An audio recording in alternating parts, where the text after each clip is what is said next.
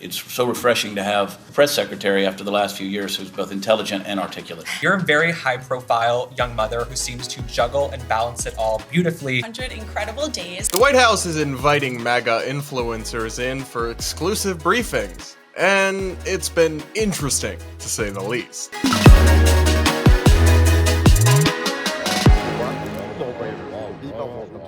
We're going to break this down, plus Democrats double down on the most cringeworthy pandering to white men, and Trump's Attorney General makes an eyebrow-raising comment. All this and so much more is coming up on today's episode of the Brad vs. Everyone podcast, my daily show where we take on the craziest ideas from across our media, the internet, and our politics, all from an independent perspective. Up first, like I mentioned, the Trump White House is doing something that I actually think is really cool, and inviting in influencers and online content creators for exclusive new media press briefings. Take a listen to White House Press Secretary Karoline Leavitt explaining this concept at one of these recent meetings. Thank you for coming today.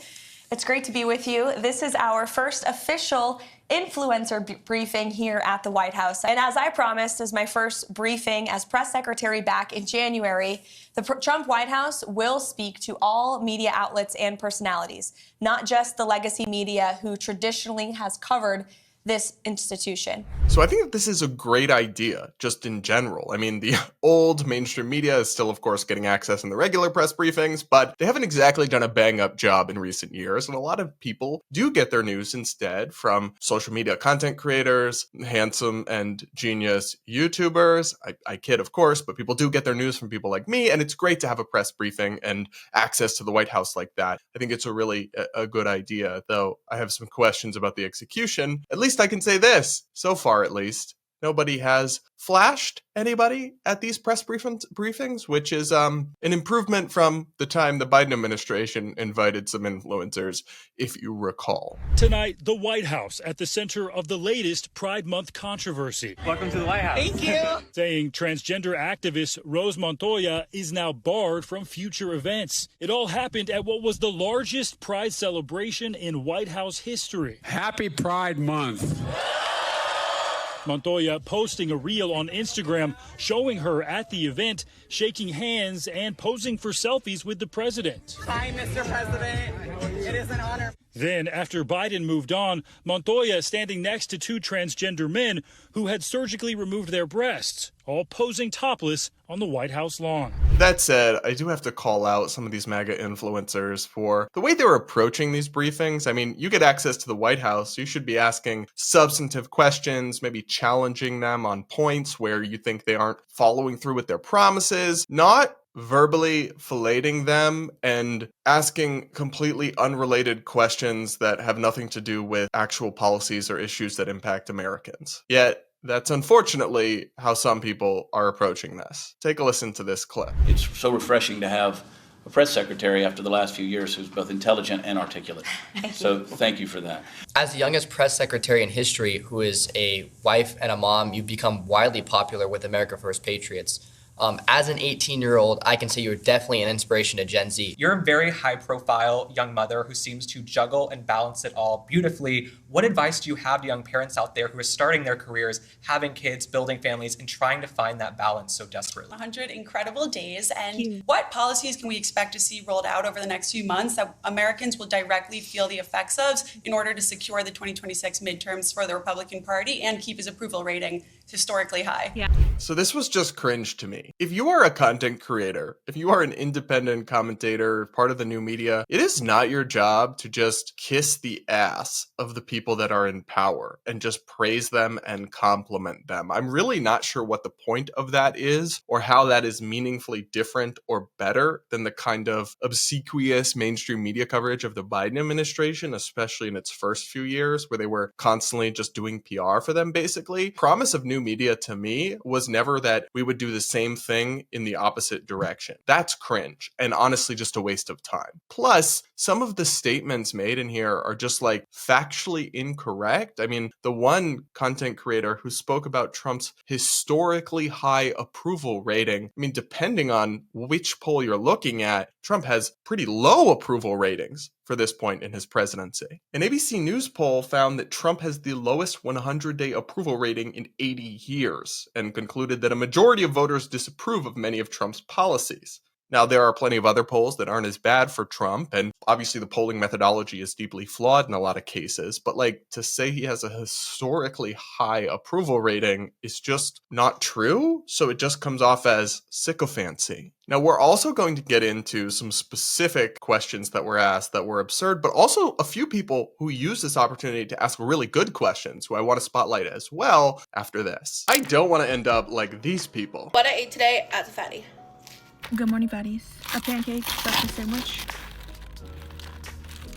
That's why I use Lumen, an amazing tool that helps me feel better in my body and maintain a healthy weight. Lumen is the world's first handheld metabolic coach. It's a device that measures your metabolism through your breath, and on the app, it lets you know if you're burning fat or carbs and gives you tailored guidance to improve your nutrition, workouts, sleep, and even stress management. You can also breathe into it before and after workouts and meals, so you know exactly what's going on with your body in real time. And Lumen will give you tips to stay on top of your health game. It can also track your cycle as well as the onset of menopause, and adjust your recommendations to help keep your metabolism healthy during hormonal changes, so you can keep up your energy and stave off cravings. So if you want to take the next step in your health journey, go to lumen.me/Brad to get 15% off your Lumen. That is lumen.me/Brad for 15% off your purchase. Thank you, Lumen, for sponsoring today's episode, and now back to the show.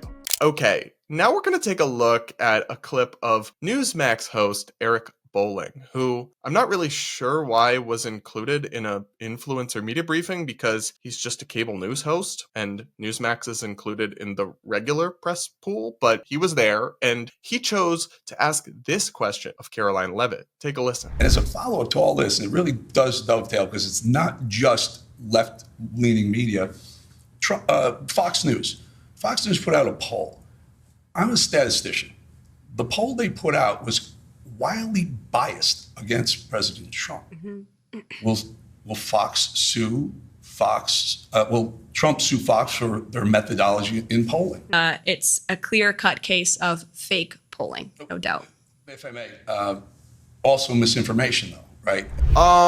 What? Guys, the context you need to know here is that Eric Bolling used to work at Fox News, but was fired after an independent investigation into allegations that he sent colleagues unsolicited nude photos. So maybe a little bit of bias animating this question, but Eric does realize that bad polling isn't a crime. Even if, and look, I have no idea, maybe the Fox News polling is flawed, maybe it isn't. Even if it is not illegal to publish a poll with methodology that some people think is flawed. If it was, a whole lot of pollsters would be in jail in the political realm. I can tell you that. And for new media personalities to use their chance at accessing the White House press briefing to try to foment government attacks on the freedom of the press is actually wild, because we're supposed to be the free speech people, the First Amendment people. And you have this guy potentially motivated by some kind of personal vendetta using his access to the Trump White House to ask them to sue an organization over a poll he doesn't like. That's not a thing. I mean, the Trump administration has tried to sue people for bad polls, but again, they're allowed to publish polls that are flawed. That's freedom of the press. They're certainly not intentionally publishing incorrect polling or falsifying data. Now, parts of the influencer briefings have been kind of interesting, like this, where an influencer asked the White House press secretary to play Troll or Truth. Take a listen. I was wondering if you'd indulge me in a quick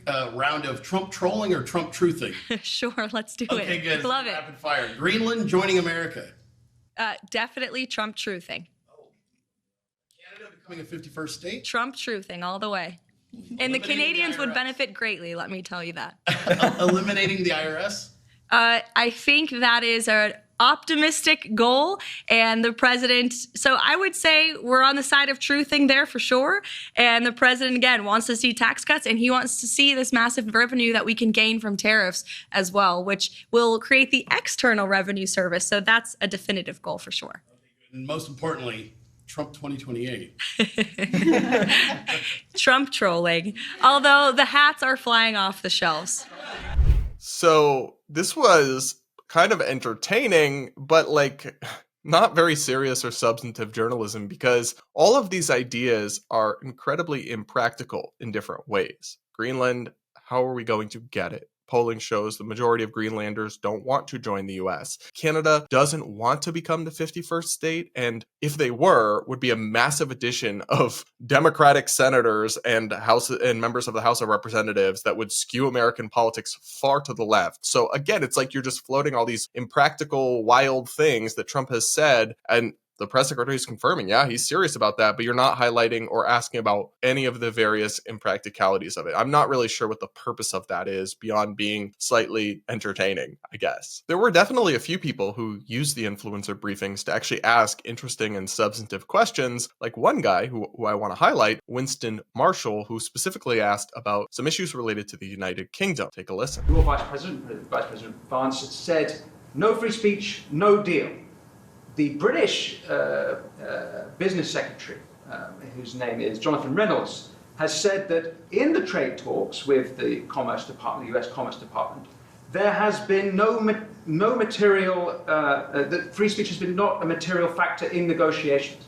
So my first question is it the case that free speech is no longer part of negotiations? And my second question, if I may, is in Britain, we have had over a quarter of a million people issued non-climate hate incidents.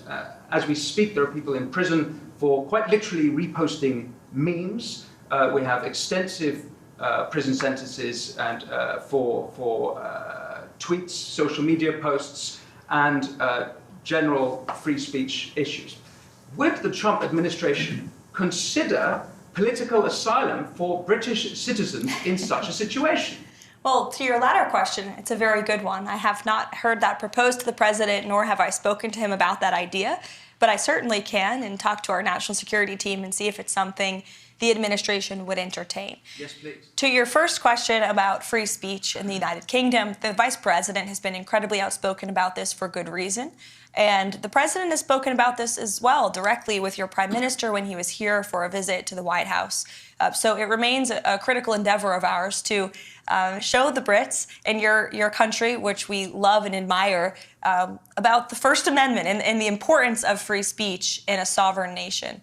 So I thought this was a great question. One, because it asked about something new, this idea of, asylum for people being censored in the UK, which we've covered on the show before and is absolutely dystopian, like a new concept that hasn't been brought up before. That's an interesting thing to do at a press conference. And it also asked about something that the Trump administration had said they would do that it sounds like they're not following through on, which is incorporate free speech and pushing for free speech protections for the countries we're doing trade with. All of that, that's an example to me of how you should conduct yourself in this. You don't have to be insanely hostile. You don't have to be attacking the Trump administration, but ask something new and ask something where you're actually spotlighting some sort of tension or something that needs to be raised awareness of or potentially pressured the administration on. Don't just go there to give them a tongue bath on camera. That's cringe. It's not hard-hitting independent media. It's just more PR, but by a different name this time. Another person who asked, I think, a good question was an old friend of mine named Chrissy Clark, who is a YouTuber and content creator. And she just asked an actual, real, substantive question. Take a listen. One of the most pressing challenges for Gen Z right now is the lack of home ownership. As of 2025, I believe the median age is 38 years old of first-time home buyers, which is, a hindrance to starting families for a lot of people. How does the Trump administration plan on tackling this in the next 4 years? So, this was a great question. Caroline didn't give a particularly interesting answer. I just clipped it out to save time. But asking a question about something that's important to young people for a specific policy issue that the Trump administration hasn't focused on a ton yet. Great job. Again, you don't have to be insanely hostile or anything like that. I'm just really disappointed and growing frustrated with all this independent new media that cropped up as part of we're the brave truth tellers. We call out the BS. But now that Republicans are in charge, they just kind of seem sycophantic and cringeworthy in the same way that much of the liberal mainstream media was during the Biden administration. To me, that is almost worse because it's a betrayal of something with great promise that I was really excited about, which is new and independent media, rather than mainstream media, which at this point, my expectations are on the floor for them. So I think the new media press corps needs to step up their game. I also am not thrilled at the lack of ideological or political diversity in these influencer briefings, but I will say that maybe liberal or progressive influencers aren't applying for this, aren't seeking to go. Maybe it's not the Trump administration. They could just be hand selecting, very supportive MAGA people, or it could be that no one else is asking to come. I can't speak to that, so I'm not going to criticize them for that necessarily, but I would like to see a much more diverse pool of influencers and new media content creators. And so I hope that we see that because it would just be much more interesting and much less sycophantic, I imagine. But what do you guys think? Have you been tuning into these briefings or seeing clips from them? Are they interesting to you or just more boring, stale stuff? Do let me know in the comments. Please do consider subscribing if you haven't yet. Do hit that like button before you go. Remember, keep sending me voice notes. I have a great episode coming out Friday where I'll be reacting to more of your crazy experiences. Just tell me something about your life. Ask for advice.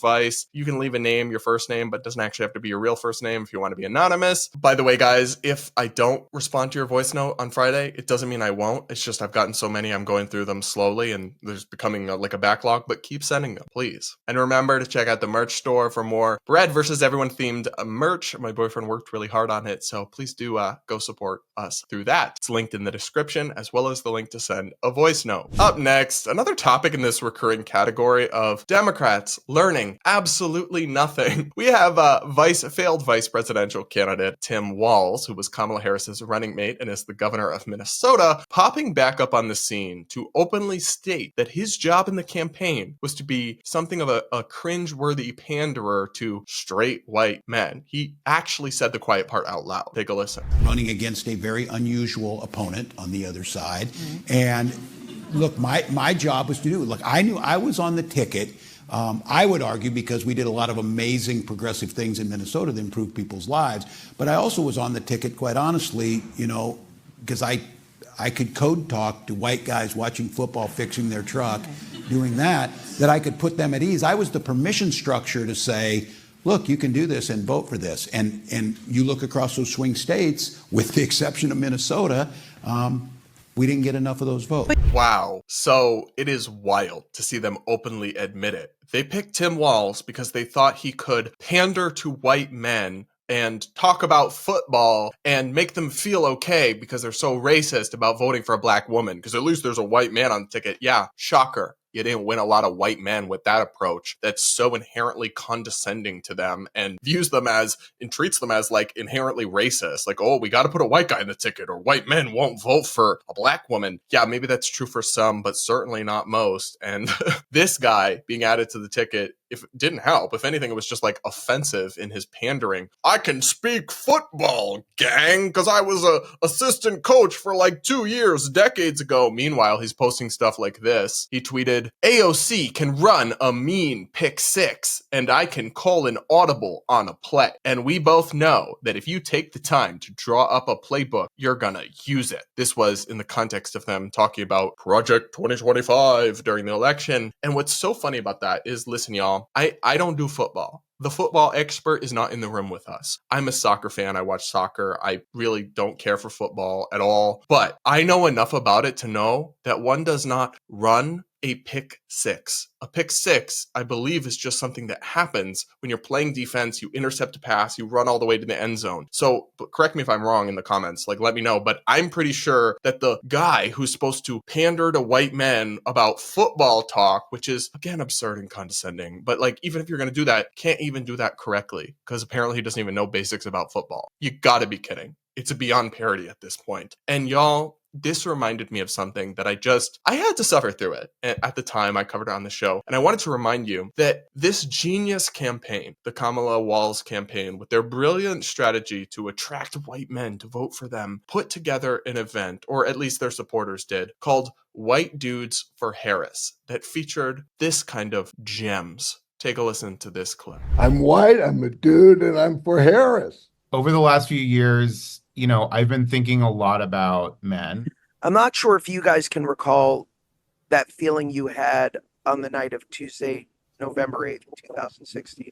I stood over my kid's bed and I wept. White nationalists in MAGA, they want to speak for you specifically as white men. In the marginalized communities that educate me every single day, that this is a constant education for all of us. Kamala is carrying on her shoulders 248 years of pain, of agony, of hope, of frustration. What a variety of whiteness we have here. It's like a rainbow of beige. I don't know about y'all, but I'm just shocked at this wonderful strategy of Tim Walz posting about football and talking like a coach to give white men permission to not be racist anymore, and self-flagellating about what a beautiful rainbow of beige we all are. I'm just shocked this didn't work. Look at me. This is my shocked face. How are they not learning? How are they not embarrassed to go on stage and admit that this is actually how they tried to run a presidential campaign? They really seem to have learned absolutely nothing. And until they do, don't expect them to be able to mount any sort of meaningful or successful or appealing resistance to Trump and the Republican Party. Speaking of Trump and the Republican Party, I want to touch on a clip that's going viral right now from Trump's Attorney General, Pam Bondi, because this statistic was interesting. Take a listen. I was at DEA yesterday, and they said to me, you, Donald Trump, have taken the handcuffs off of DEA agents. And as a result of, since you have been in office, President Trump, your DOJ agencies have seized more than 22 million fentanyl pills, 3,400 kilos of fentanyl since you've been your last 100 days, which saved, are you ready for this, media? 258 million lives. Kids are dying every day because they're taking this junk laced with something else. They don't know what they're taking. They think they're buying a Tylenol or an Adderall and a Xanax, and it's laced with fentanyl, and they're dropping dead, and no longer because of you, what you've done. So that statistic made me raise an eyebrow, because she just suggested that the Trump administration has stopped 2/3 of America from overdosing on fentanyl. Now look, the fentanyl issue is a grave and serious issue in America, and roughly 100,000 Americans lose their lives every year in overdose-related deaths, and that's such a tragedy, and there's so many complicated things that go into that. But there is no universe in which, absent the Trump administration intercepting this fentanyl, 2/3 of the country would have taken it. What she's suggesting is that because of the amount of tons of fentanyl they intercepted, that is enough, if you calculate it out per person exactly, to potentially poison and kill, 200 odd million people. But that's like saying that if they arrest a criminal and he's got 10,000 rounds of ammunition, then they've saved 10,000 lives. Like, not every single person possible was going to be harmed by that. And what's so annoying about this to me is the way that they're just so fast and loose with the facts, and they just make these wild, outlandish claims, because they're actually like hurting themselves for taking credit for something actually good they're doing, which is, it's obviously great that they're stopping fentanyl from coming into the country. It's a poison that's killing people.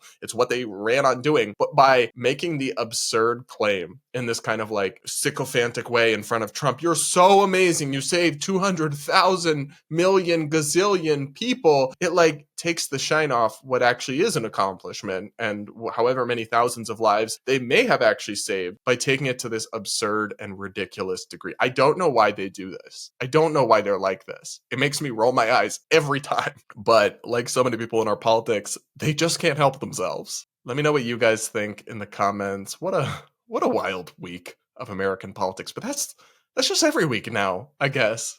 And that'll be it for this episode of the Brad vs. Everyone podcast. Thank you all so much for tuning in. Thanks to Lumen for sponsoring. Please do make sure you're subscribed if you aren't yet. Do hit that like button before you go, yada, yada, yada. Remember to send voice notes, link in the description, merch, link in the description. We'll be back with another voice mailbag episode tomorrow. And other than that, we'll talk again next week.